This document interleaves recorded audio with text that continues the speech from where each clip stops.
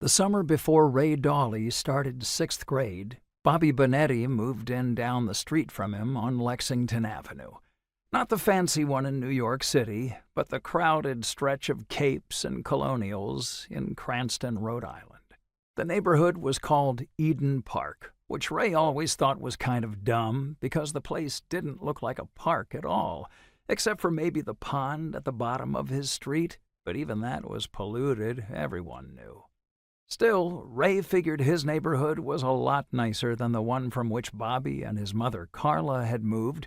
Best of all, Ray and Bobby were already pretty good friends. Their mothers both worked as nurses at the hospital, and for the past couple of years, Carla had been bringing Bobby along when she visited. Ray had never gone to Bobby's house, though, some Dago triple-header, Ray's father called it, over in Silver Lake, a blue-collar Italian-American neighborhood west of downtown Providence. Carla usually brought pastries from some bakery there, and after Ray and Bobby stuffed themselves, they would play outside while their moms smoked cools and gossiped over Gallo wine. Carla also had a side hustle painting welcome signs, most with flowers, some with cats, and when she brought them over, Ray's mom would always buy one.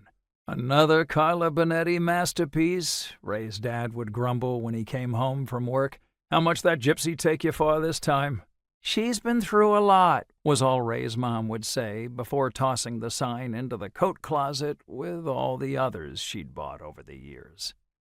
Ray's dad never came right out and said he didn't like Carla Bonetti, but when he found out she and Bobby were moving into one of the duplexes at the bottom of the street, he sat out on the screened porch all night, drinking Narragansett and sucking Marlboros down to the nubs. A big, broad-shouldered fella, Frank Dawley worked as a supervisor at Brown & Sharp in North Kingstown.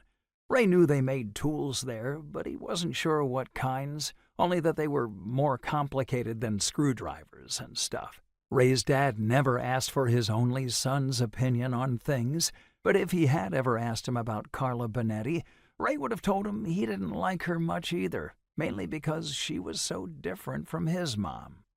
Sue Dawley was plump and fair and wore her sandy blonde hair in a bun, even when she wasn't working. She had a gentle, breezy way about her, whereas Carla Bonetti giggled too much and smiled as if she knew a secret or something. Ray figured she was pretty, in a way, with her black hair falling in thick, wild ringlets about her shoulders, but her eyes were dark and restless. She was also the skinniest woman he had ever seen, her bony arms wrapped tight with bulging veins that always made him think of needles.